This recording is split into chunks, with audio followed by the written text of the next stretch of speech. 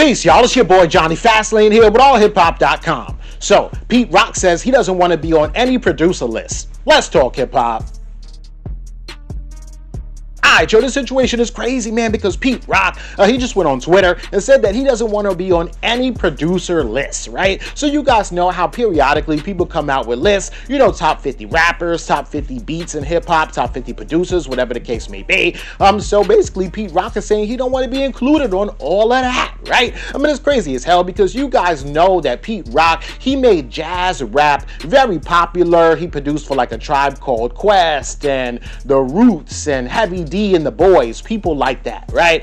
His heyday was a couple years ago, unlike somebody like a Swiss Beats who came out during the golden era in hip-hop, right? Or even Hit Boy, who's producing crazy like for Nas right now, or even Tay Keith, who is a very contemporary producer, right? It's crazy as hell because it kind of sounds like to me, let's read his tweet, right? So he went on Twitter, he says, I need you guys to help. Will you help keep my name off of any hip-hop producer list? He put some laughing emojis on there. Then he said, no, I'm serious. If I don't see my name on there, that's fine. He put a couple more laughing emojis on there and he said, that's the goal. Will you help me? Right? So it kind of seems like he doesn't expect to see his name on there because his heyday was a couple years ago. So he's trying to manage his expectations so that whenever the list comes out and people say, well, Pete Rock is not on the list, he can say, well, I ain't really want to be on the list anyway, right? So it's kind of funny and weird. He comes back on Twitter to say any hip-hop producer list that you see, whether I'm mentioned or not, whether there is history to prove it or not, does not mean I'm short of anything. Those silly lists on social media people rant and rave about, they can have it. I don't want it, is what he says, right?